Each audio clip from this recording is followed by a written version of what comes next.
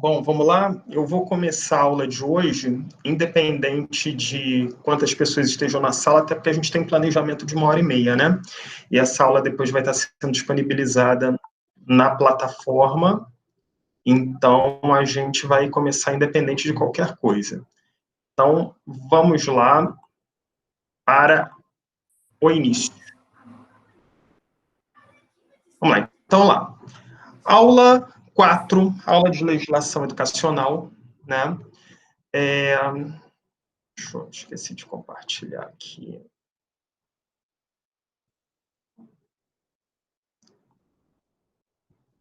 Pronto, agora já está aparecendo aí. Aula 4, aula de legislação educacional. Bom, vamos lá. Retomando, a gente na primeira aula falou sobre a educação na Constituição Federal, né? Na segunda aula e na terceira, a gente falou sobre a LDB, e agora a gente vai entrar no Plano Nacional de Educação. Não é que exista uma hierarquia entre essas leis, mas a gente pode dizer que, obviamente, abaixo da Constituição Federal a gente tem a LDB, e abaixo da LDB a gente não é que pode hierarquizar, mas eu colocaria o Plano Nacional de Educação como uma das leis mais importantes. Por que isso? Porque o Plano Nacional de Educação, ele traça uma diretriz para a educação nacional pelos próximos 10 anos. Educação é planejamento, né? Sem planejamento é muito complicado, a gente não consegue ter educação. Então, o objetivo do Plano Nacional de Educação, que já estava previsto lá na Constituição Federal, que já estava previsto na LDB, era justamente o quê? Que você tivesse um plano de 10 anos amplo, que passasse por questões de governo e fosse uma política de Estado para a educação. A gente teve o primeiro PNE, que vigorou do ano 2000, né, até o ano de 2010, e era para ter sido substituído por outro em 2011. Mas a discussão se arrastou, e somente em 2014 foi aprovada essa lei, a Lei 13.005, que instituiu o novo Plano Nacional de Educação. Então, vamos ver aqui um pouquinho sobre ela, tá? Vamos lá. A Lei 13.005, como eu falei para vocês, foi aprovada com atraso de 4 anos, né? O PNE anterior havia terminado sua vigência em 2010 e em 2011 já deveria ter entrado em vigência um novo PNE. Ele tem vigência de 10 anos, como falei para vocês, e planeja a educação no período 2014 a 2023, ou seja, esse PNE que foi aprovado, ele tem validade até 2023, né? Ou seja, o planejamento em todo ele foi feito para que em 2023 todas as metas estivessem cumpridas. E a gente vai ver daqui a pouquinho que situação trágica que a gente está, né? Infelizmente. Então, vamos lá. O PNE, né, que é uma lei, na verdade, o Plano Nacional de Educação é uma lei, né? Foi instituído através da Lei 13.005. Ele tem as diretrizes. Quais seriam essas diretrizes do PNE? Aí a gente começa. Erradicação do analfabetismo, universalização do atendimento escolar, superação das desigualdades educacionais, com ênfase na promoção da cidadania e na erradicação de todas as formas de discriminação, melhoria da qualidade da educação, formação para o trabalho e para a cidadania, com ênfase nos valores morais e éticos em que se fundamenta a sociedade, promoção do princípio da gestão democrática da educação pública, promoção humanística, científica, cultural e tecnológica do país, estabelecimento de meta de aplicação de recursos públicos em educação como proporção do produto interno bruto, que assegure atendimento às necessidades de expansão com padrão de qualidade e equidade. Só dando uma parada aí, porque olha o que o PNE fala. Vocês devem ter percebido que vários desses incisos aí das diretrizes, eles aparecem na LDB, alguns aparecem na Constituição. Porque é isso, as leis, elas vêm para confirmar outros direitos, né? Para detalhar esses direitos. Agora, olha que interessante o inciso 8º, que ele fala com padrão de qualidade e equidade. Existe uma diferença muito grande entre igualdade e equidade, né? Igualdade é eu dar para todo mundo a mesma coisa. E equidade é eu dar mais a quem tem menos. O objetivo da equidade é tornar todos iguais. A igualdade, muitas das vezes, ela acaba preservando as diferenças. Então, o PNL busca a equidade. Em tese, sim. Só que se a gente fosse buscar equidade realmente, vamos pensar um pouquinho. As escolas que têm piores condições eram para receber mais recursos, né? As escolas da periferia, onde tem os alunos mais carentes, mais necessitados, eram para ter as melhores estruturas. E, infelizmente, não é isso que a gente vê, né? Infelizmente, não é uma realidade. Valorização dos profissionais da educação, promoção dos princípios do respeito aos direitos humanos, à diversidade e à sustentabilidade socioambiental. É assim, vocês podem ver que as diretrizes, eu disse para vocês, acho que eu estou dizendo já em umas 2 ou 3 aulas, a legislação no Brasil é perfeita. A gente não tem problema de lei no Brasil. As leis são muito boas, elas cobrem quase tudo que tem que ser coberto. O grande problema é o cumprimento dessas leis, né? Vejam aí, são diretrizes, obviamente não quer dizer que tem que estar tudo coberto. O que é uma diretriz? É uma meta que a gente quer seguir, né? É um ponto onde a gente quer chegar. Mas, infelizmente, a gente está muito longe de tudo isso, né? Algumas coisas, a gente não pode ser também tão pessimista, porque em algumas coisas a gente conseguiu evoluir bastante, né? E a gente vai ver isso hoje aqui, analisando algumas coisas do PNE. Então, vamos seguir. Agora, a questão é a seguinte, a gente fez, o PNE foi feito, as metas foram colocadas, mas quem é que toma conta disso, né? O PNE, a Lei 13.005, ela estabelece quem é responsável por monitorar o cumprimento do PNE, o Ministério da Educação, a Comissão de Educação da Câmara dos Deputados e a Comissão de Educação, Cultura e Esporte do Senado Federal, o Conselho Nacional de Educação e o Fórum Nacional de Educação. Então, veja que a gente tem 5, né, digamos assim, entidades para fazer esse controle do cumprimento do Plano Nacional de Educação. Só que, assim, ao mesmo tempo que existe todo esse controle, não existem meios para, de certa forma, punir quem deixa de fazer, né? Então, é uma situação, assim, meio pro forma, né?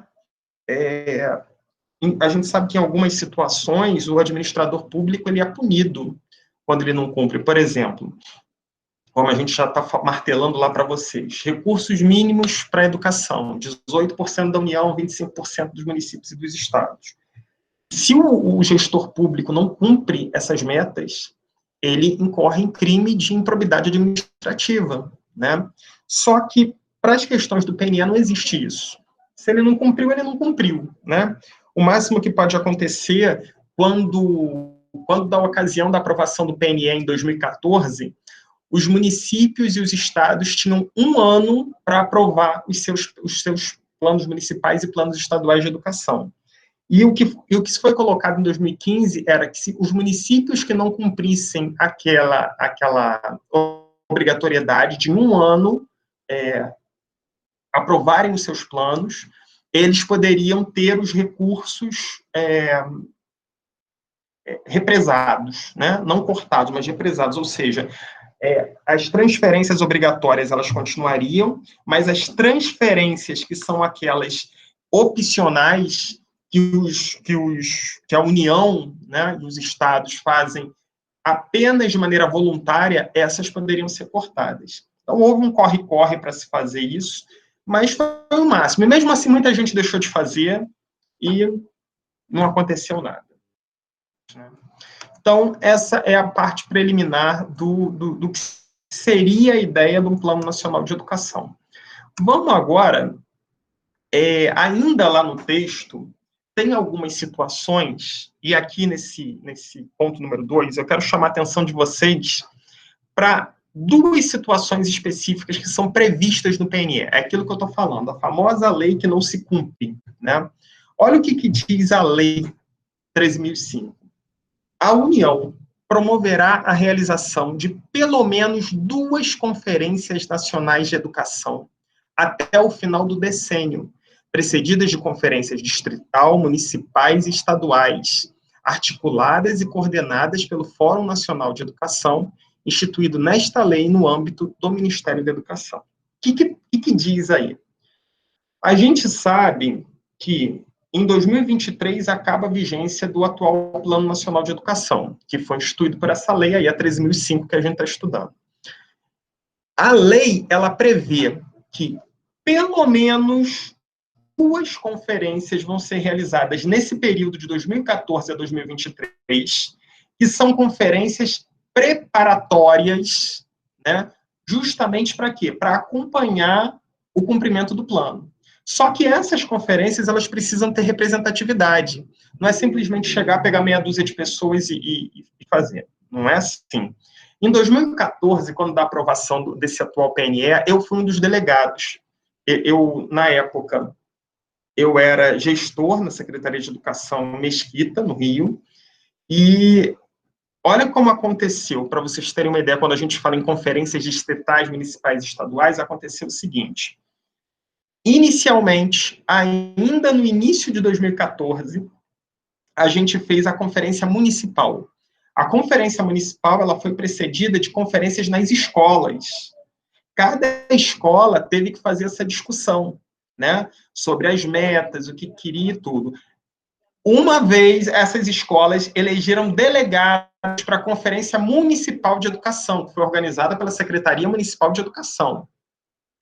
A Secretaria Municipal de Educação, né, a Conferência Municipal de Educação, ela tirou delegados para uma conferência regional, que foi a conferência que aconteceu reunindo os municípios do entorno. Ali era uma questão da Baixada Fluminense, então ali participaram os municípios daquela região, aproximadamente 10, 11 municípios.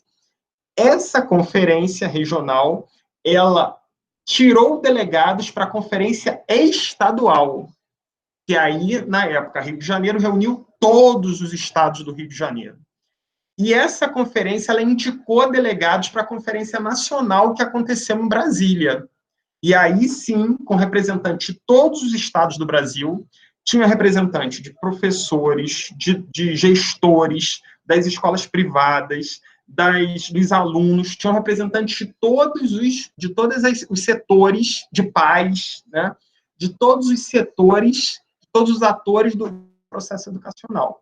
Então, isso, quando a gente fala em conferências precedidas por essas etapas, é justamente para isso, para que a opinião da escola, lá no primeiro ponto, ela apareça lá em Brasília. Agora, obviamente, não é que toda a opinião que está lá vai chegar em Brasília. Não. A ideia de conferência é justamente essa. Eu não sei aqui se vocês alguma vez já participaram de alguma conferência, mas o que é uma conferência?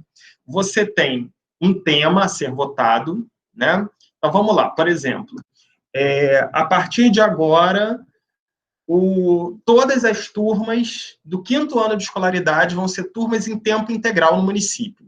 Aí o pessoal vai votar. Todo mundo vota. Se a maioria aprovar, aquela proposta é aprovada e faz parte do documento. Aí essas propostas compiladas, elas vão para a próxima etapa, que vamos supor que no caso seria a etapa distrital, né? Então lá vai ser feita a mesma discussão. Pode ser que essa proposta não seja aprovada, então ela não vai fazer parte do documento que vai para estadual. Então, assim que funciona, ou seja, as propostas vão sofrendo um filtro até chegar no nacional, ok? Esse processo de 2014, ele foi muito democrático. Isso eu posso dizer para vocês, porque eu participei de todas as etapas, desde a municipal até a nacional. Foi muito democrático. Professor, bom dia. Bom dia. O senhor está falando, né, que tem que ter 2 conferências, né, até 2023. Não, está falando é a lei. Está dando para ouvir? Ah, estou te ouvindo sim. Já teve alguma? Então, é esse ponto que eu vou chegar com vocês. Não teve nenhuma. E a gente está em 2020, 2021 que a gente está. 2020 não existiu, né? A verdade é que 2020 não existiu. E não aconteceu nenhuma conferência. Nenhuma. Assim, vamos lembrar, assim, a gente não pode discutir educação sem discutir a situação política do país. Vamos lembrar que em 2014, o ano em que se aprovou o PNE foi um ano de eleição. O ano em que a Dilma Rousseff foi reeleita presidente. A grande questão é a seguinte: logo depois da eleição da Dilma, começou uma grave crise econômica no Brasil. Eu sempre fui uma pessoa que trabalhei na área da educação integral, no campo de estudo da educação integral. Então, você percebe, se você pegar os investimentos da educação integral, ela começa em 2009, 2008, 2009, vai subindo, 2009, 2010, 2011, 2012, 2013, 2014. Ela vai num crescente. Quando ela chega a 2015, ela começa a descer, porque foi justamente quando houve a crise financeira no país, né? E a crise financeira, ela foi seguida por uma crise política, que culminou no ano seguinte, em 2016, no impeachment, né? E aí, 2015, 2016, não tinha como ter conferência nenhuma. 2017, entra ainda em 2016, em final de 2016, entra o Michel Temer, que tentou, de algumas formas, fazer com que pontos do PNE fossem excluídos, mas não conseguiu, né? E não se falou em conferência. Em 2018, vocês estão lembrados, tivemos a eleição do atual presidente. E a atual gestão da educação, né, a atual gestão federal, ela é contra quase tudo no PNE. Então, assim, você pode, vocês que estão aqui, vocês podem ser contra o que está aí, só que não interessa, é lei que se cumpre, né? Então, o que acontece? No meio desse maremoto todo que ocorreu desde 2014, não houve conferências, as conferências não aconteceram, ou seja, 2023 acaba a vigência desse plano, já era para estar se discutindo, em primeiro ponto, a efetividade do atual plano, se está sendo cumprido, e já era para começar a discussão preparatória para o plano que vai substituir em 2024. O que leva a gente a crer que, muito provavelmente, a gente vai ficar sem plano de educação durante um tempo, como a gente ficou entre 2010 e 2014. A gente não tinha plano de educação nesse período. Então, é aquela questão. Planejamento, quando a gente fala muito em planejamento, né, quem aqui já trabalha em educação, eu trabalhei com muito professor bom e muito professor ruim. E você sabe, quando o professor é bom, é o professor que planeja. Não é que ele tem caderno, não estou falando de planejamento desse tipo. Eu estou falando que é um planejamento, ele sabe aonde ele quer chegar. Aí você fala assim, então quer dizer que não precisa de caderno, não precisa das anotações? Eu vou ser sincero para vocês, eu acho muito difícil você conseguir fazer um planejamento bom sem ter isso corretamente anotado. Tem professor que fala, não, sai tudo da minha cabeça. Sinceramente, não tem como. Não tem como, principalmente quando você tem, se um professor de sexto ou nono ano, que tem 8, 10, 12 turmas, é impossível ele fazer um planejamento assim. A pior coisa que pode acontecer ao professor é quando ele entra na sala de aula e chega para o aluno e pergunta assim, onde foi que eu parei? Entendeu? Então, essa é a questão de planejamento. A educação precisa de planejamento. Professor, sim. Esse plano de educação tem relação com o BNCC? Ou não, não tem relação? Não. BNCC fala sobre currículo. Plano Nacional de Educação, ele fala sobre a educação como um todo. Ele planeja a educação do país. BNCC é a Base Nacional Comum Curricular. A BNCC é um documento feito para uniformizar o currículo no Brasil. A BNCC só lida com isso, currículo. O Plano Nacional de Educação, não. Vocês vão ver daqui a pouquinho, quando a gente falar das metas, que o Plano Nacional de Educação, ele fala sobre tudo, inclusive o currículo, porque ele é um plano geral, ele é um plano para discutir a educação no país. Ok? Ok, obrigado. Aí, além dessas duas conferências nacionais, olha o que era falado. O que era falado, não, o que era imposto no plano. Imposto porque está na lei. Se está na lei, é uma imposição legal, né? As conferências nacionais de educação realizar-se-ão com intervalos de até 4 anos entre elas, com o objetivo de avaliar a execução deste PNE e subsidiar a elaboração do Plano Nacional de Educação para o decênio subsequente.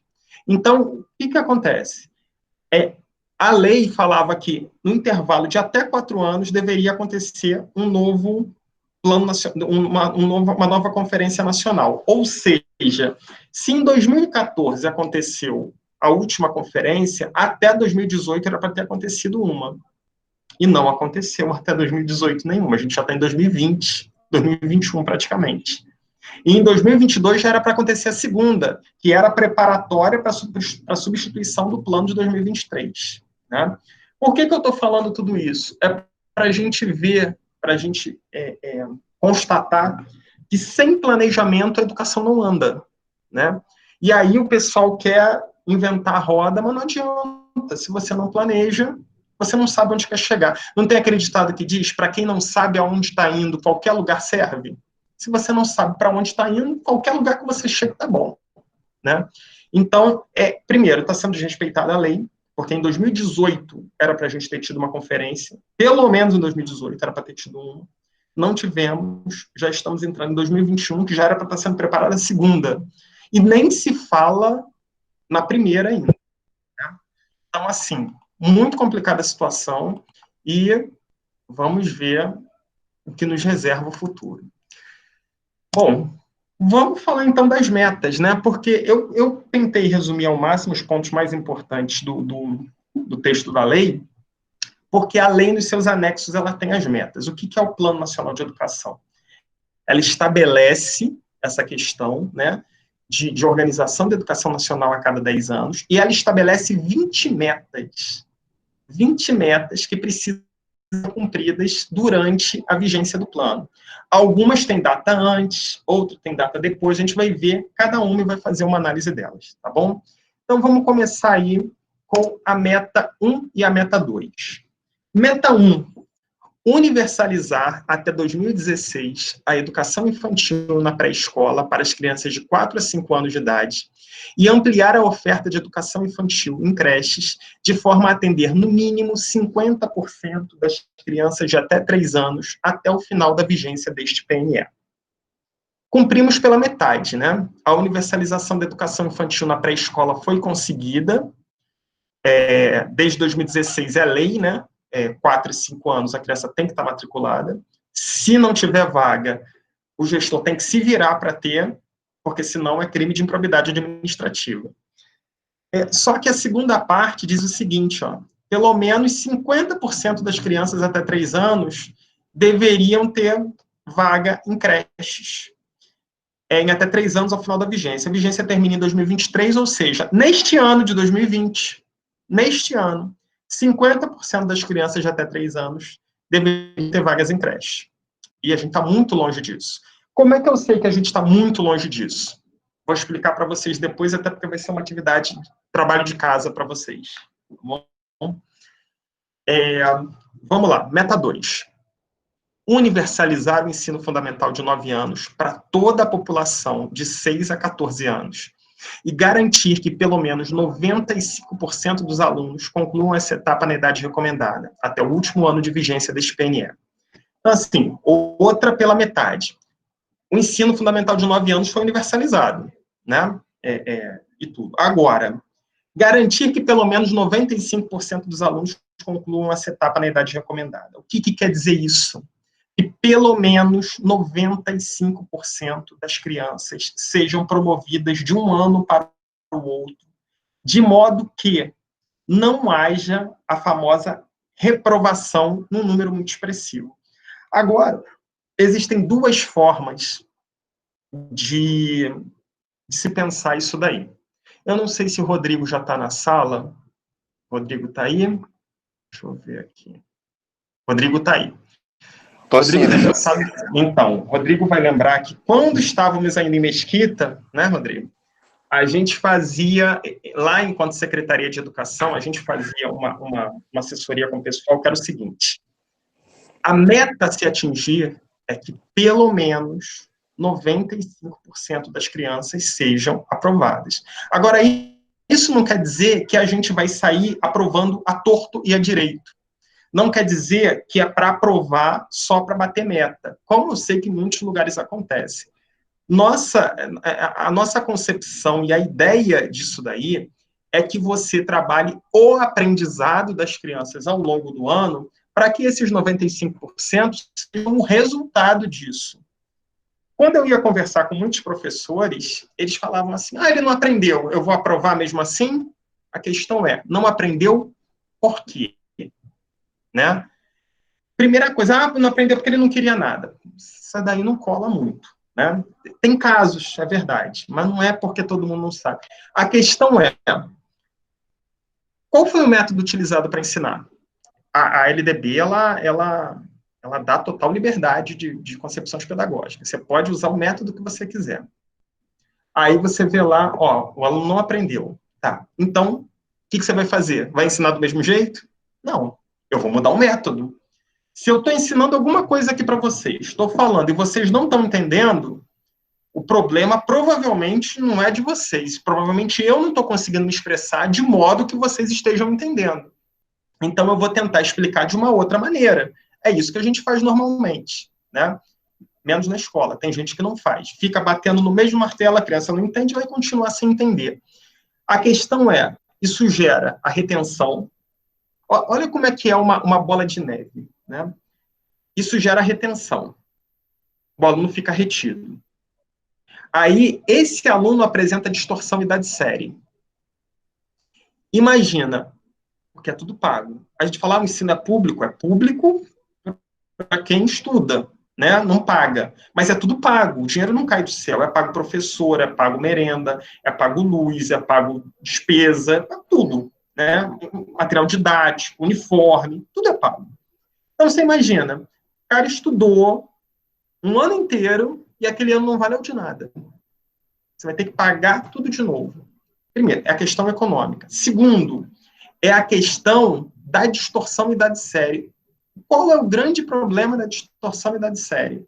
Você vai fazendo com que essa criança que tinha que terminar o ensino fundamental aos 14 anos, daqui a pouco ela vai chegar aos 14 anos no meio do ensino fundamental ainda. E muito provavelmente a chance dela abandonar é muito grande. Então, assim, é uma bola de neve. Aí já me perguntaram várias vezes, então a solução é aprovar todo mundo? Não, a solução é ensinar todo mundo, né? Mas claro que é, mas é difícil, ninguém falou que é fácil. Agora, a meta tem que ser sempre o aprendizado dessas crianças. Não adianta a gente se preocupar só na hora da prova, só lá no final, quando a gente vê que a vaca já foi para o brejo.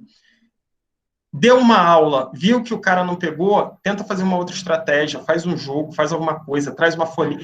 Professor? A gente tem que ser pensadas ao mesmo tempo. Sim. Esse período agora que está, né, offline, essas aulas remotas, está muito difícil, viu, da gente ter esse retorno. É muito difícil, porque... Não, esse daí não tem como. Esse daí, eu estou falando numa concepção que a gente estava antigamente. A gente está num período totalmente atípico. Sim. Nunca aconteceu isso na história. Você vai falar, mas teve a gripe espanhola. Mas aquilo era início do século, era início do século passado, era totalmente diferente. Nesse formato de sociedade que a gente tem hoje, nunca aconteceu isso, né? Então, totalmente, a gente não pode levar em consideração o que está acontecendo hoje. Por quê? Eu dou aula remota, mas as crianças não retornam com as atividades. E a gente não sabe nem se eles têm como está vendo. Então, é muito difícil, não tem como. A grande situação, e assim,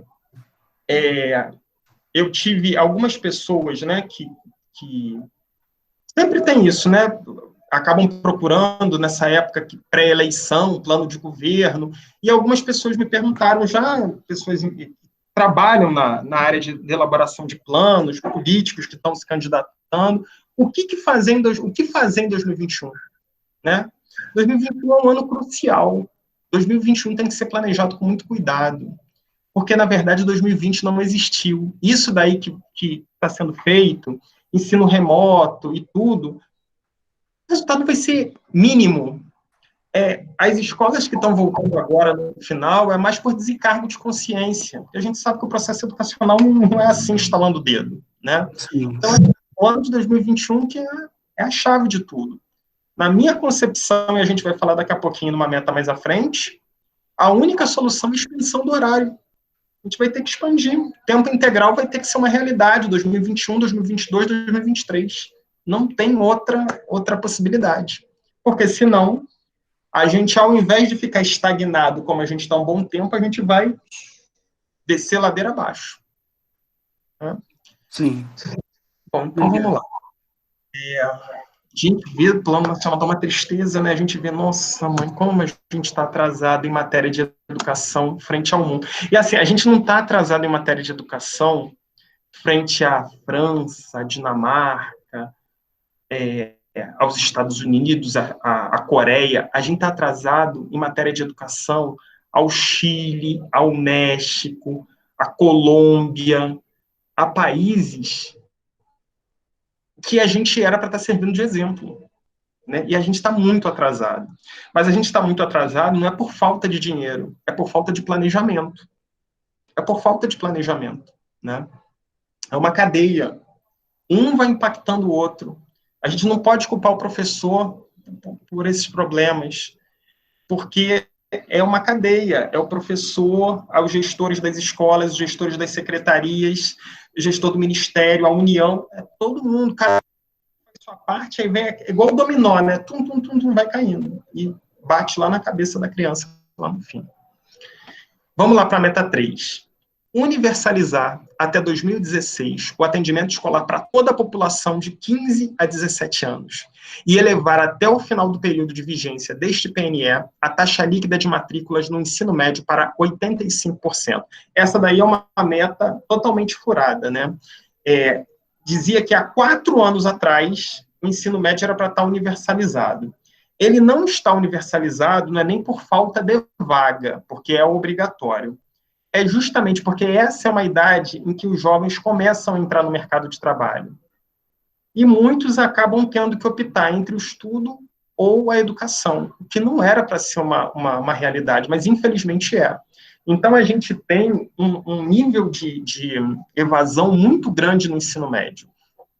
Essa taxa líquida aí que fala de 85%, se eu não me engano, ela está em 59%.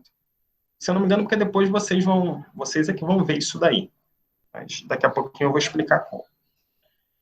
Meta 4.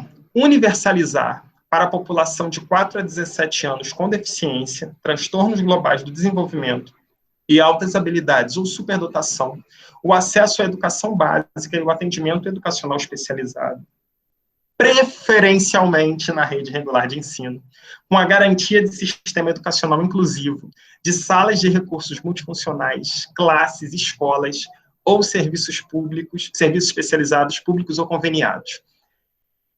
Essa meta 4, eu chamo a atenção de vocês para uma coisa. Eu, como falei para vocês, eu fui delegado nacional do CONAE, né, Conferência Nacional de Educação, que aprovou o Plano Nacional de Educação. Às vezes, uma palavra muda o sentido de tudo. A comunidade surda, pelo menos a que estava lá, né, mas representada, eles são contra a inclusão na rede regular de ensino. Não totalmente, né, mas eles acham que as escolas especiais, as escolas de surdos, né, as escolas bilíngues e tudo, elas têm que ser a primeira opção, digamos assim. A gente não discute porque eles estão defendendo o lado deles, né? Eles entendem, eles sabem o que eles... Agora, a grande questão é que a proposta da comunidade surda era mudar essa meta tirando uma palavra. Qual? O preferencialmente. Que é exatamente o que fez o atual decreto da Política Nacional de Educação Especial.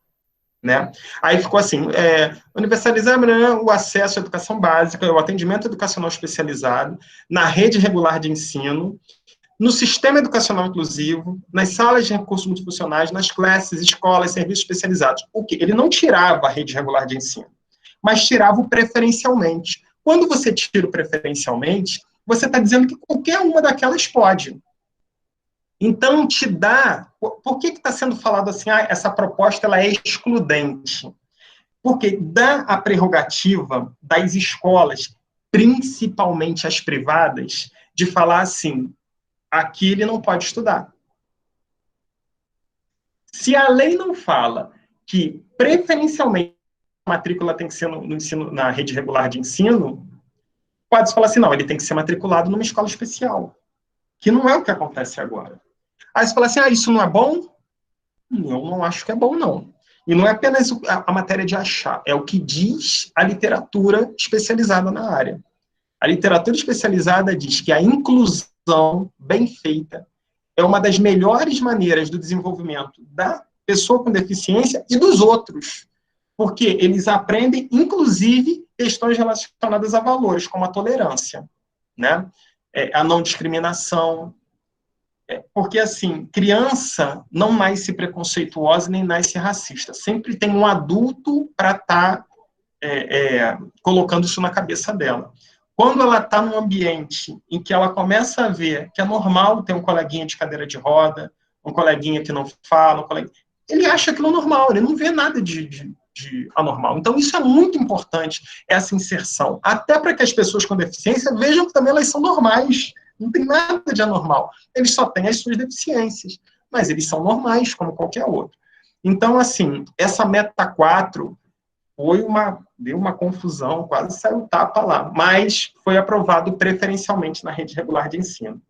É muito importante por causa disso. É uma meta que, de certa forma, a gente está conseguindo alcançar, porque, principalmente, os pais de crianças com deficiência, a grande maioria deles sabe muito bem dos seus direitos, até pela situação que passa, eles sabem, então eles correm atrás, né? Eles estão sempre ali, e isso faz com que facilmente a lei seja cumprida. Porque se uma escola chegar e falar assim, não tem vaga aqui para ele porque a gente não tem estrutura, não existe isso. Se você abrir uma escola privada e você quer dar aula, você tem que ter estrutura para a pessoa com deficiência. Não existe isso de dizer que não tem. Não tem professor especializado. Contrata. Mas eu não tenho como contratar. Fecha a escola. Simples assim. Falei isso uma vez para uma dona de escola, eu, como psicopedagogo lá, fui fazer uma visita, eu falei, olha, ele precisa ter um cuidador. Mas aí a família tem que... Família não, é a escola que tem que dar o cuidador. Mas aí a gente não tem condição. Mas tem que seguir a lei, né? Infelizmente, tem que seguir a lei. Infelizmente não, felizmente. Vamos para as próximas. Meta 5. Meu Deus, essa meta 5 é o sonho de consumo de todo mundo, né? Alfabetizar todas as crianças, no máximo, até o final do 3º ano do ensino fundamental. Aí seria o melhor dos mundos se a gente conseguisse, né? Infelizmente, assim, isso daí tem que ser um objetivo utópico, a gente tem que estar sempre com isso em mente, que o objetivo é, no 3º ano do ensino fundamental, todas as crianças estarem alfabetizadas. E quando a gente está falando alfabetizada, a gente não está falando só na simples decodificação das letras. Porque uma das críticas que se faz àquele método do vovó viu a uva, Eva viu o Ivo, uma das críticas é justamente a decodificação. A criança vai juntando um pedacinho, mas ela não tem ideia do contexto. Eu já fui professor de classe de alfabetização. E eu me lembro que tinha uns que ficavam assim, por exemplo. Banana. Aí eu falei, isso aí. O que você leu? Não sei. Só decodificou, mas não consegue entender o contexto, né? E isso numa palavra simples, imagina num texto. Então, alfabetizar é muito mais do que apenas decodificar o código linguístico. É preciso muito mais do que isso. E por aí está o grande desafio da educação. A gente está vendo que, ultimamente, as legislações, inclusive o Fundeb, tem aprovado um grande aporte de recursos na educação, e muita gente fala assim, não falta dinheiro na educação, falta planejamento. Eu acho que falta os dois. Primeiro, que nunca é demais, porque a gente tem um buraco muito grande na educação. Segundo, realmente, falta muita gestão, falta muito tapar os buracos, os roubos enormes que tem, né? Mas, sobretudo, mais dinheiro para a educação nunca é demais, né? Valorização dos profissionais da educação nunca é demais. Meta 6. Nossa, como estudei essa meta 6. Oferecer educação em tempo integral em, no mínimo, 50% das escolas públicas, de forma a atender pelo menos 25% dos alunos da educação básica. Eu digo para vocês que em 2014, quando em 2014 essa meta 6 foi aprovada, a gente tinha no horizonte que a gente conseguiria bater essa meta. Eu, na época, em 2014, eu já estava como 2014, já estava como subsecretário de Educação. E o nosso município, o meu de Rodrigo, que está aqui, a gente bateu 2016 com essa meta cumprida. 50% das escolas com educação em tempo integral e 25% dos alunos da educação básica. Até mais, a gente tinha um número bem superior a isso. A gente tinha quase 80% das escolas e um número bem superior de alunos. Só que isso não é uma realidade de todos os municípios e de todos os estados. Inclusive, o próprio município também, atualmente, ele já regrediu em relação a isso, infelizmente. Mas, assim, é uma meta constante na lei. 50% das escolas ofereçam educação em tempo integral. Só por uma questão de, como a gente está falando de educação integral, vocês saberiam me definir o que seria educação em tempo integral e o que seria educação integral? É a mesma coisa? Não é? O que define uma, o que define a outra? Alguém se dispõe a tentar falar, colocar o que acha? Se preocupa se está certo ou se está errado, colocar a sua opinião? Posso, Alexandre? Tá? Por favor. Bom dia a todos os meus colegas. Bom dia. Bom, eu entendo a educação integral como aquela que visa formar o sujeito como um todo, né, em diferentes e amplos aspectos, cognitivo, intelectual, artístico, motor, tecnológico, por que não, né? E a educação em tempo integral é uma ampliação da jornada do tempo escolar, é lógico que muito bem organizada, né? Porque nós lembramos sempre da implantação dos CIEPs, né, do que eles têm se tornado hoje, né, o aluno fica lá o dia inteiro e acho que as escolas públicas precisam redimensionar e reavaliar melhor essa extensão do tempo escolar do aluno, porque ele tem que ser o mais beneficiado, né, essa ampliação tem que ser qualitativa para ele, principalmente, né. Bom, eu entendo assim. Não, perfeito. O Miguel Arroio, ele até sempre coloca, não adianta fazer mais do mesmo. Não adianta você pegar uma turma que fica 4 horas, expandir para 7 horas para configurar a educação integral e continuar fazendo a mesma coisa. Professor, Só vai ampliar o problema, né? A grande questão é justamente essa aí que o Rodrigo colocou. A educação integral, ela é uma concepção de educação ampla.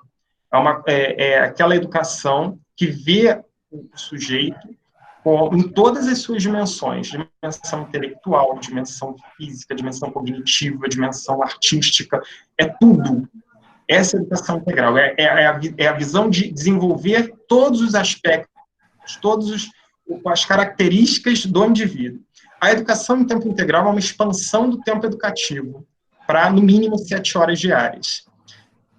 Em tese, é possível a gente ter educação integral mesmo sem ter educação em tempo integral. Em tese, o que é muito difícil, porque se parte do princípio que para você ter uma educação integral, você precisa de mais tempo qualificado, né? Mas, em tese, você pode ter uma educação integral num turno parcial. Não tem nada, uma coisa não exclui a outra. E assim como você pode ter uma educação em tempo integral e ela não ser integral.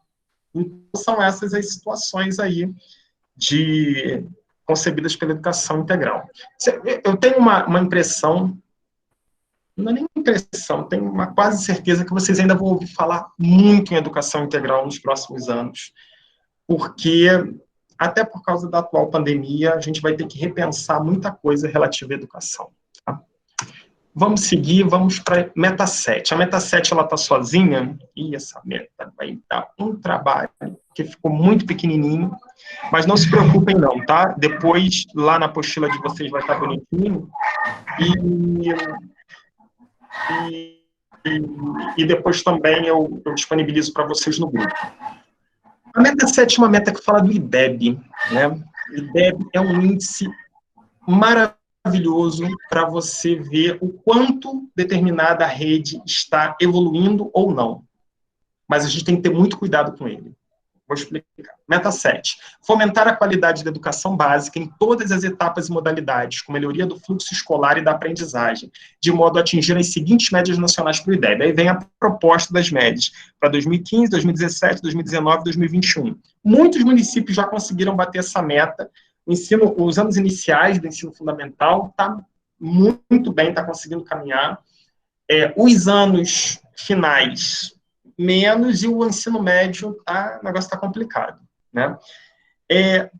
IDEB, é preciso ter muito cuidado com o IDEB. Um IDEB baixo representa atenção. A gente tem que ver porque alguma coisa não está boa, né? O IDEB baixo mostra que tem algum problema acontecendo. Não quer dizer que os professores não estão ensinando. Pode ser ao contrário, os professores podem estar se matando, ensinando, e as condições não estão ajudando a isso. Quem trabalha em escola, quem já trabalhou, ou quem tem um filho, um neto, um sobrinho que trabalha, sabe o que é a criança ir para uma escola sem comer e estudar a manhã inteira. Não tem como, não tem como. Então, por mais que o professor seja Paulo Freire incorporado, ele não vai conseguir fazer milagre. Então, assim, um IDEB baixo mostra que problemas estão acontecendo. Né? Problemas estão acontecendo. A gente tem que monitorar para ver aonde que está o problema. Né? O IDEB, ele é composto, é uma nota padronizada, que ele é composto por 2 notas. Uma nota de desempenho no Prova Brasil e uma nota do fluxo escolar. Prova Brasil, a nota do Prova Brasil é uma nota padronizada, né, daquela avaliação que as crianças fazem a cada 2 anos, e o fluxo escolar é justamente a aprovação das crianças de ano a ano. Então, as escolas que reprovam mais têm o IDEB menor. Então, aquela concepção, tem gente ainda que acredita nisso, escola que reprova muito é boa, isso é um maior absurdo que já pensaram na face da Terra. Quem reprova muito é quem não ensina muito, né? Então, o IDEB, como eu disse, o IDEB bom, o IDEB ruim, é o sinal de que alguma coisa está ruim. Agora, o IDEB bom pode ser ilusório. O IDEB bom pode representar que está tudo bem. Como pode representar que a realidade está sendo maquiada? A gente sabe que o que mais acontece são aqueles, né? Algumas escolas, alguns diretores que evitam que as crianças que são mais com rendimento pior vão no dia da prova. Ou então, a gente já teve denúncias de vários lugares que o professor ajudava as crianças a resolver. A gente tem vários municípios que, em ano de Prova Brasil, ano de IDEB, manda circular para as escolas dizendo que não pode ter aprovação abaixo de tanto. Então, essas são as questões que têm que ser pontuadas. Então, quando a gente vê um IDEB muito bom, a gente tem que olhar com uma certa desconfiança. Não é que está errado, não. Pode ser que a escola esteja apresentando índice. Da mesma maneira que a gente tem que avaliar o IDEB ruim, a gente tem que avaliar o IDEB bom, para procurar entender o que está acontecendo. Professor? Sim. Eu sei de alguns casos dessas provas, e assim, a sugestão que eu dava era colocar outro professor, sem ser o professor dos alunos, colocar outro. Muitos municípios fazem isso, mas o grande problema é que, às vezes, não é um professor que faz isso. Às vezes, é uma determinação da escola para auxiliar, porque a escola quer ficar com IDEB maior. E o que eu conheço de gente, de gestor de escola, que fica, não, minha escola é a maior IDEB da rede, minha escola é isso, minha escola é daquilo. Então, é uma questão, assim, digamos, também de status, de vaidade. Então, acaba fazendo, não estou falando que todos fazem isso, mas te digo que alguns fazem, porque eu já vi, já sei que acontece, entendeu? Então, assim, realmente é uma estratégia que muitas escolas usam, inteligente, por sinal, mas, às vezes, nem isso basta, né? Por isso que a gente tem que ter muito cuidado ao examinar a IDEB, ok? Vamos seguindo, então, meta 8. Elevar a escolaridade média da população de 18 a 29 anos, de modo a alcançar, no mínimo, 12 anos de estudos no último ano de vigência deste plano, para as populações do campo, da região de menor escolaridade do país, e dos 25% mais pobres, e igualar a escolaridade média entre negros e não negros declarados ao IBGE. Infelizmente, a gente está muito longe disso. A proposta da meta 8 era que a população entre 18 e 29 anos tivesse, no mínimo, 12 anos de estudo até 2023. Sendo que essa população, principalmente, teria que ser os 25% mais pobres, as regiões de menor escolaridade no país e as populações do campo. A gente está muito distante disso, né? porque essa é uma idade economicamente ativa. E 12 anos de escolaridade a gente ainda está... 12 anos de escolaridade seria o ensino fundamental e médio, 9 do fundamental e 3 do médio. É uma meta a se seguir, né? Mas a gente ainda está muito longe de elevar, a gente consegue elevar, mas no mínimo 12 anos a gente ainda está longe, tá? E igualar a escolaridade média entre negros e não negros, essa então está mais difícil ainda. A gente está conseguindo aumentar muito lentamente, ainda é muito desigual. Tá? Meta 9, elevar a taxa de alfabetização da população com 15 anos ou mais para 93,5% até 2015. E até o final da vigência deste PNE, erradicar o analfabetismo absoluto e reduzir em 50% a taxa de analfabetismo funcional. Meta muito difícil, mas que, embora seja muito lentamente, a gente está conseguindo aumentar a taxa de alfabetização no país. Agora, olha, dois conceitos. Erradicar o analfabetismo absoluto e reduzir o analfabetismo funcional. O analfabetismo absoluto é aquela pessoa que não consegue ler e escrever. Ela não consegue escrever o próprio nome. Ela é considerada analfabeta absoluta. O PNE prevê que esse tipo de analfabetismo seja erradicado, não exista mais, até 2023. Não vamos bater essa meta, infelizmente, não vamos bater. Mas é uma meta que tem que constar no próximo PNE, porque é uma meta que a gente tem que estar sempre alcançando, procurando alcançar. E o analfabetismo funcional é aquele que lê e escreve, mas não sabe interpretar o que faz. Esse, infelizmente, é uma taxa altíssima. E o PNE previa uma redução em 50% dessa taxa. Não chegamos nisso daí, nem perto. Mas lá no observatório vocês vão conseguir ver esses dados direitinho, ok? Meta 10. Oferecer no mínimo 25% das matrículas de educação de jovens e adultos no ensino fundamental e médio na forma integrada à educação profissional. Inclusive está na LDB, né? Lembra a forma integrada, educação profissional, que pode ser concomitante ou pode ser subsequente. Aqui fala na forma integrada. Integrada é aquela que acontece ao mesmo tempo, né? Meta 11. Triplicar as matrículas da educação profissional técnica de nível médio, assegurando a qualidade de oferta e pelo menos 50% da expansão do segmento público.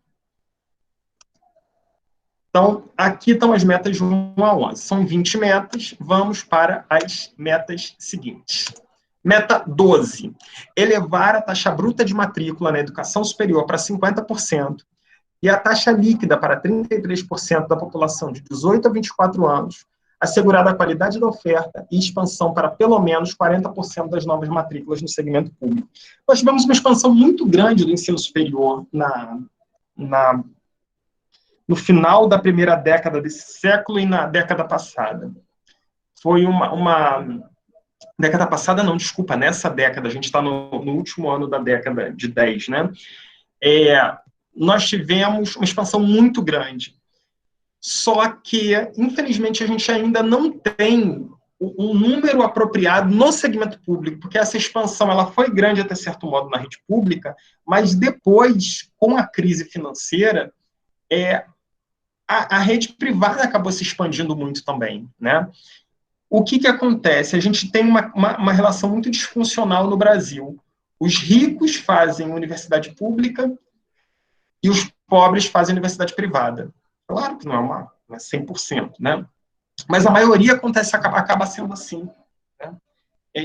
Eu, quando passo aqui em frente à UFBA, tem um campus ali de medicina, da Federal da Bahia, a gente só tem carrão de estacionamento. O carro dos alunos é melhor do que o carro dos professores.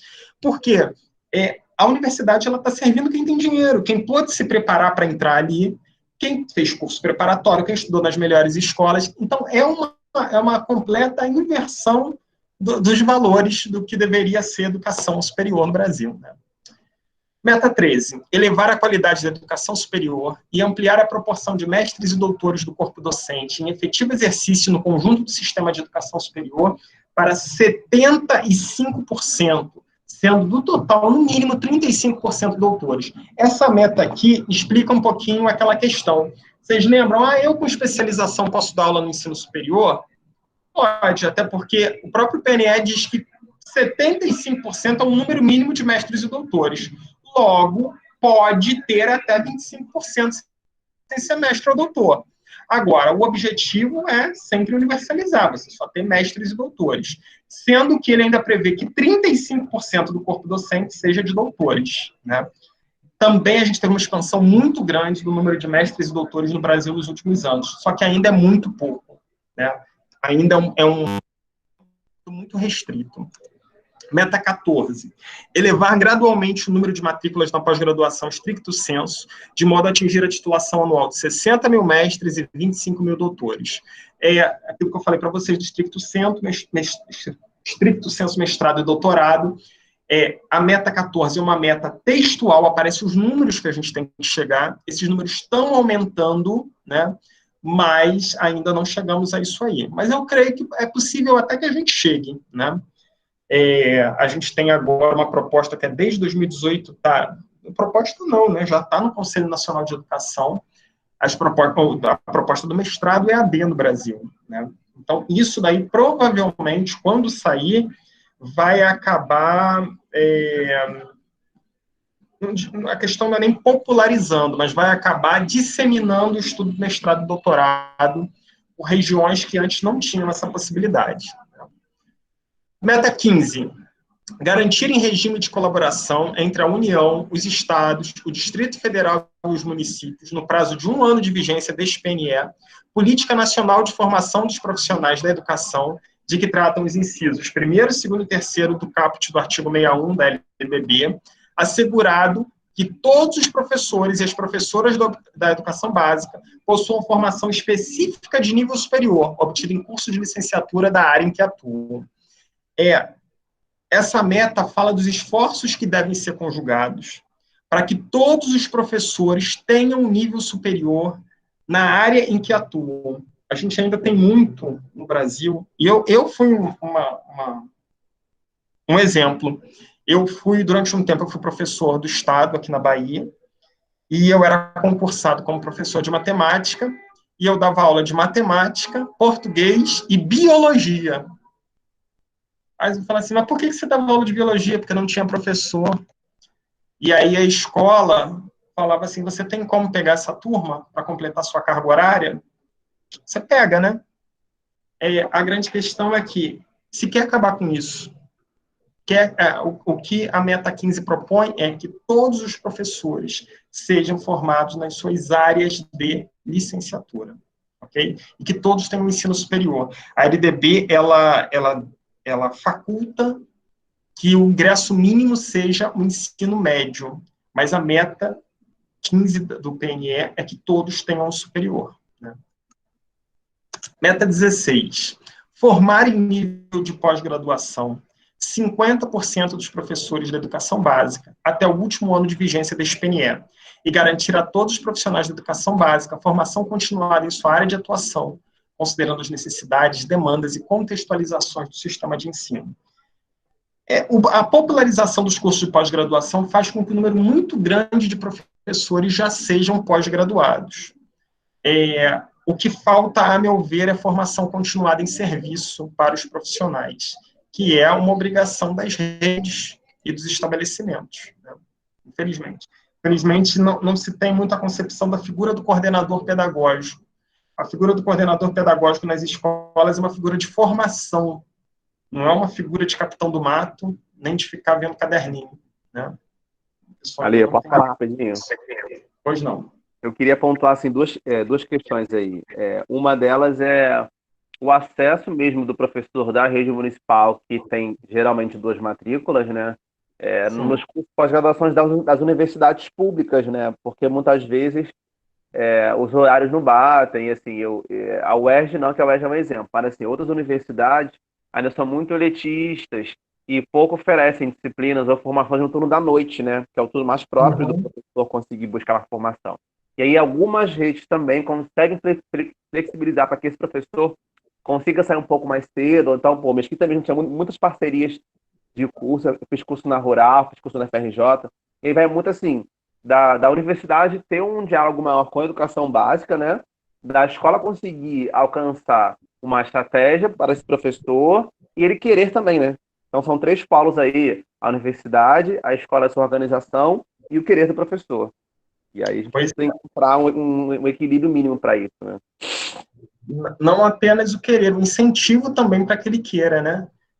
Isso daí é uma prerrogativa das redes de ensino, oferecer formação continuada em serviço para os profissionais, incentivar para que eles façam o curso.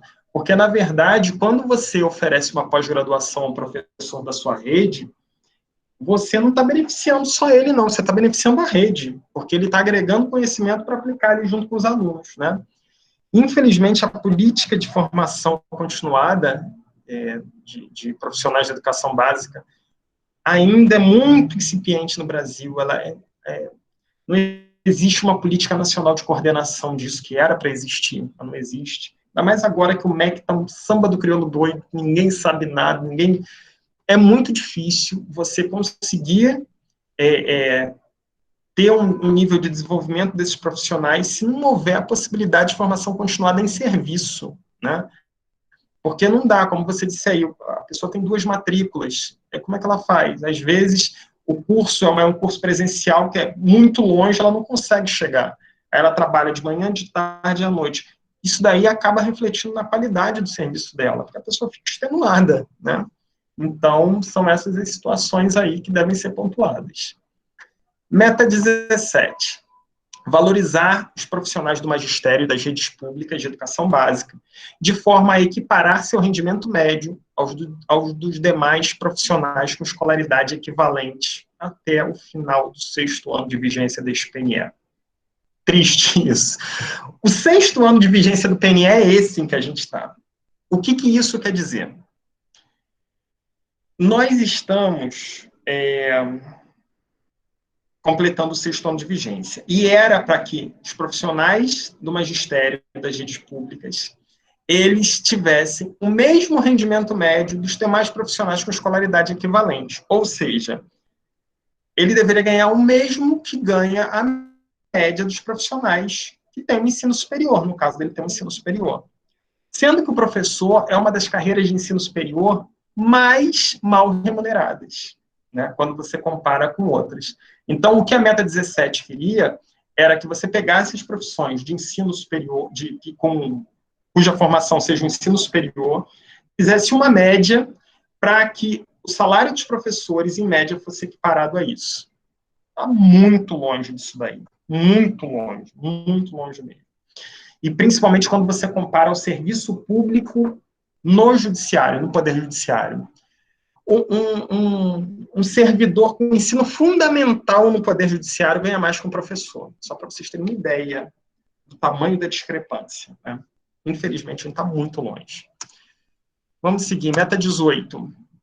Assegurar, no prazo de 2 anos, a existência de planos de carreira para os profissionais da educação básica e superior pública de todos os sistemas de ensino.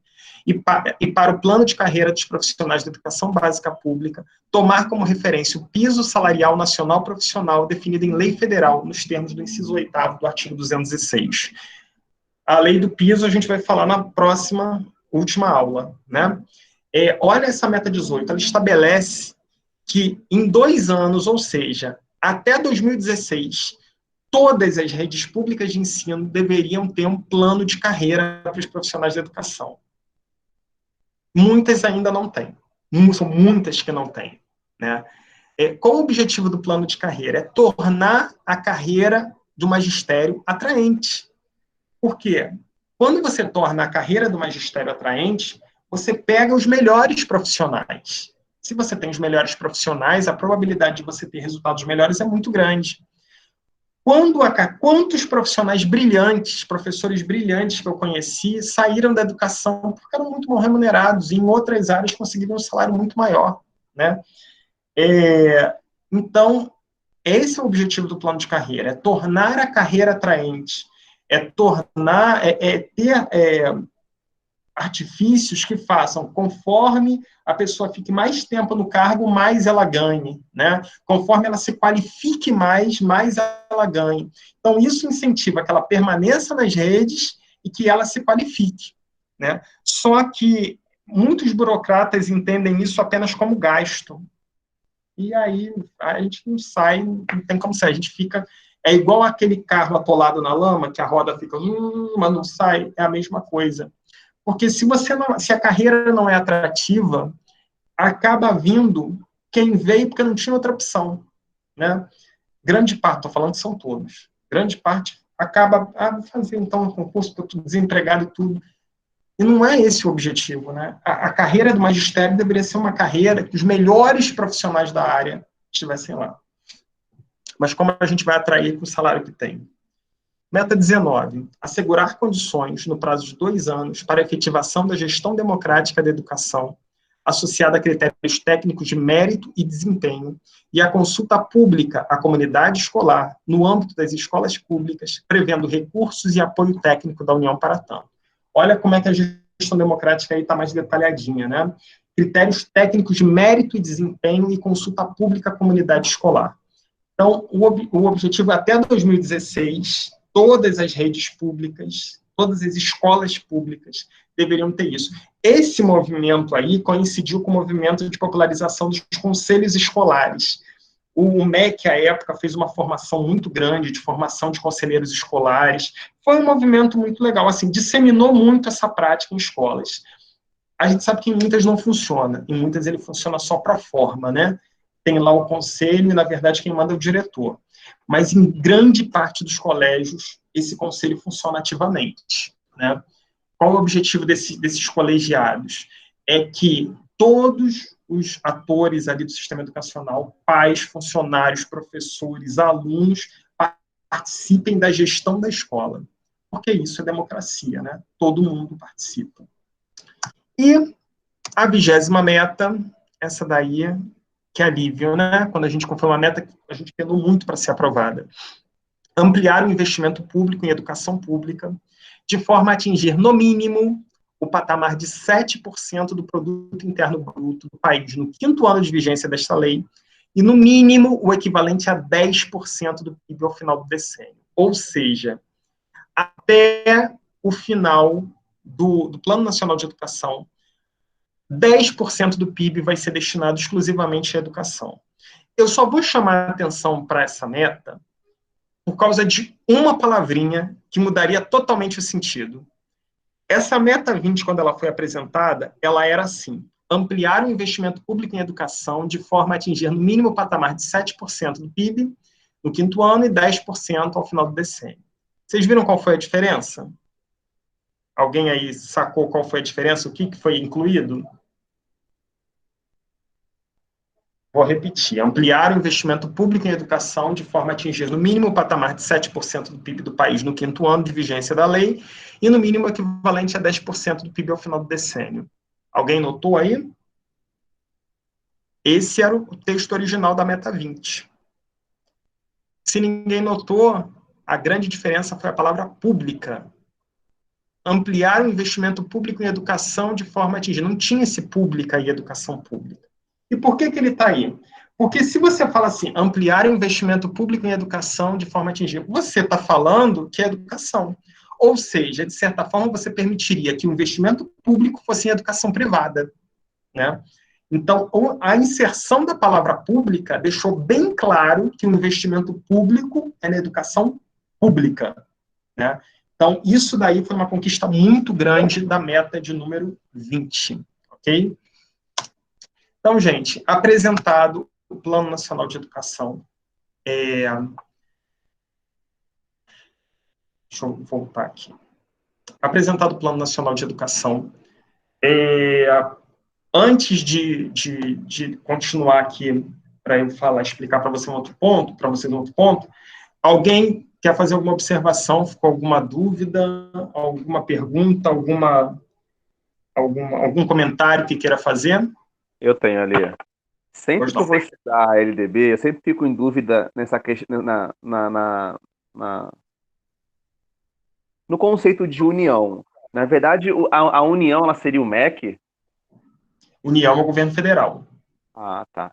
Legal. União é o governo federal.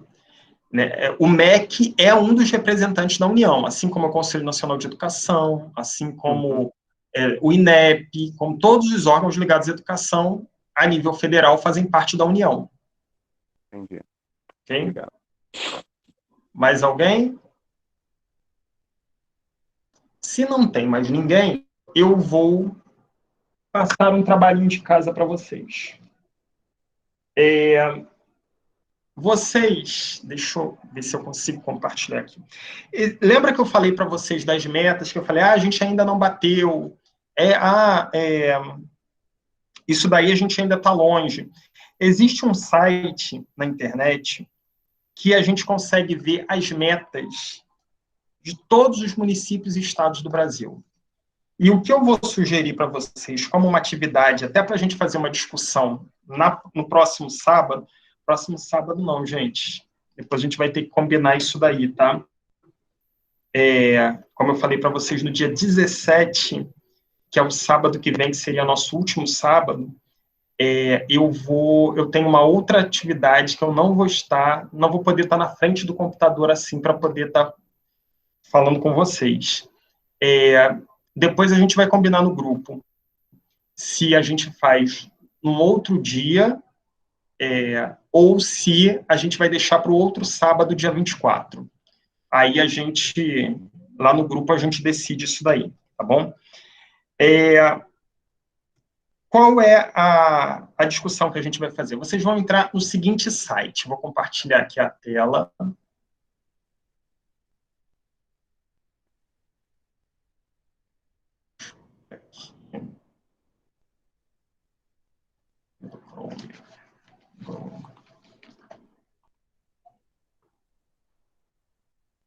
Vocês conseguem ver aí a tela do Google?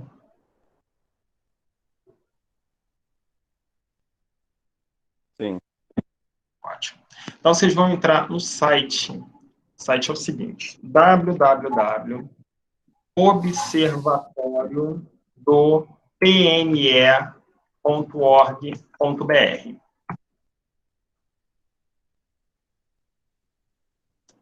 Aqui é um site muito bom para vocês desbravarem ele, tá?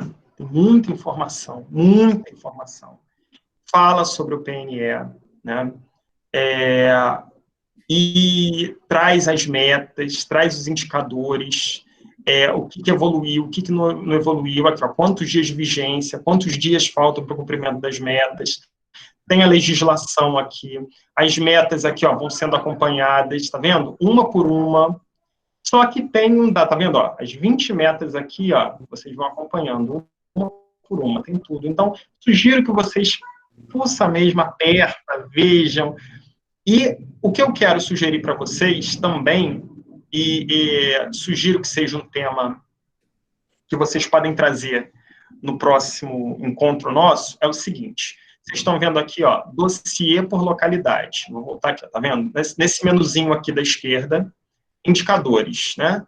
Dossiê por localidade. Aí a gente vai clicar aqui nele. Esse dossiê por localidade, ele vai detalhar todas as metas de cada município.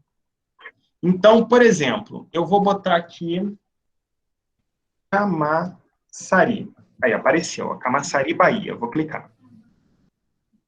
Aí, ó, selecione a meta. Vamos ver educação integral em Camaçari, como é que tá? Selecionei aqui. Aí, aqui, ó, indicadores da meta, estratégias, indicadores das estratégias, resultados. Então, indicadores da meta. Tem 2 indicadores. Porcentagem de escolas públicas de educação básica com matrículas e porcentagem de matrículas na rede pública em tempo integral. Vamos ver a porcentagem de alunos, como é que tá? Cliquei, continuar. Aí vem aqui agora, as estratégias, ampliação do tempo, construção de escolas, recursos, articulação do território. A estratégia que eu quero ver é essa daqui, ampliação do tempo. Continuar.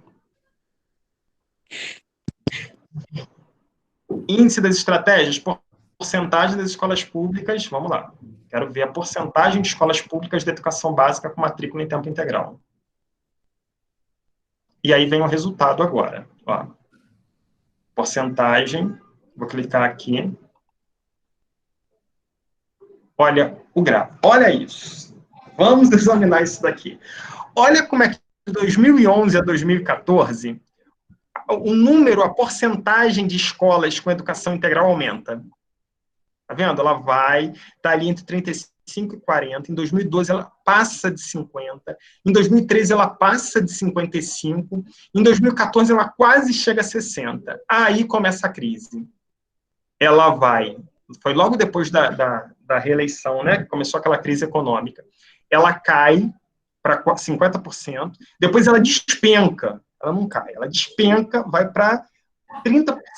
2017 tem um lusco-fusco. O que foi em 2017? Foi quando saiu um novo Mais Educação.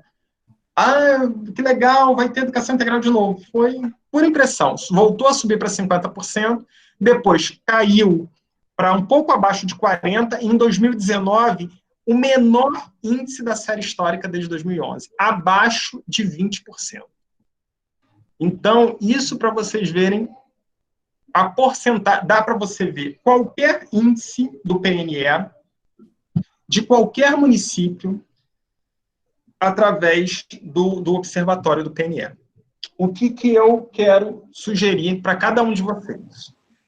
Na próxima aula, eu gostaria muito que vocês trouxessem um dado de qualquer município do interesse de vocês, de qualquer uma das metas, né? Vocês podem abrir todas e ver uma que vocês acharam interessante e compartilhem para a gente aqui os dados que vocês encontraram.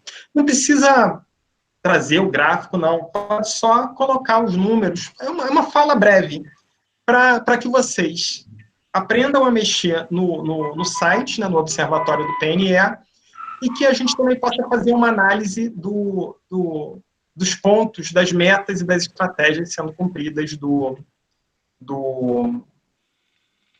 PNE. Entenderam? Professor? Sim. A área do município todo, particulares e públicas, não é isso? Sim, sim. Não, essa daqui é pública, ó, porcentagem de escolas públicas de educação básica. Sim. Aqui são só as públicas. Tá bom. Tá? Aí vocês escolhem, pode ser qualquer um, pode ser de qualquer meta. Tem 20 metas, cada meta tem várias estratégias. Aí vocês podem pegar, vejam, achou interessante, coloquem. Pode ser um que está subindo, pode ser um que está caindo, pode ser um que sobe e desce, para que a gente possa fazer uma análise. Oi. Eu não estou visualizando aqui o site, não. Tem mais alguém sem visualizar?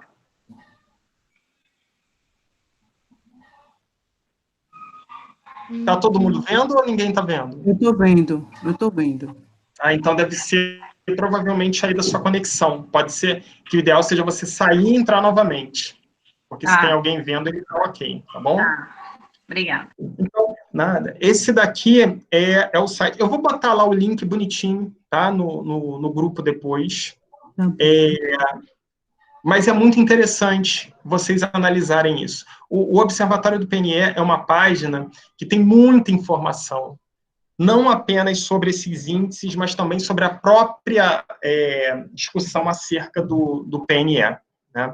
Tem vídeos, é muito interessante.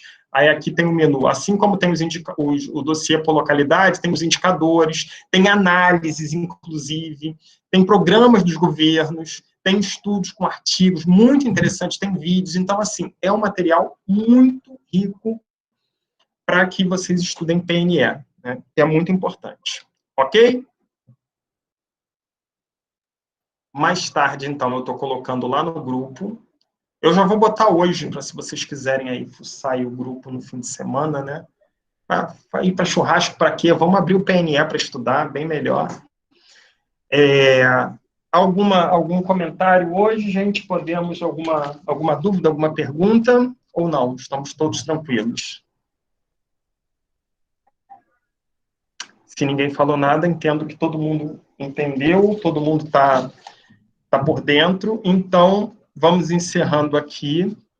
Agradecer vocês mais uma vez. Nosso próximo encontro vai ser o último desse curso.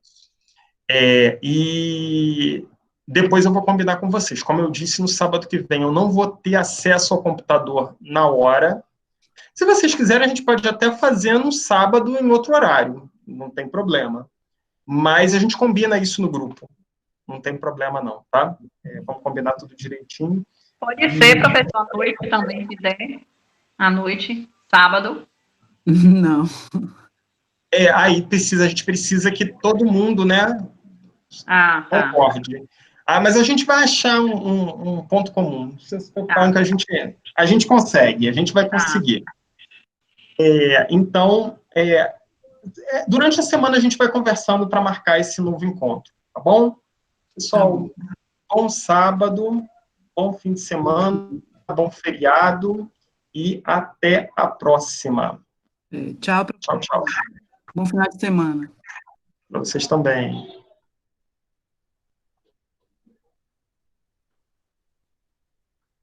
Tchau, gente.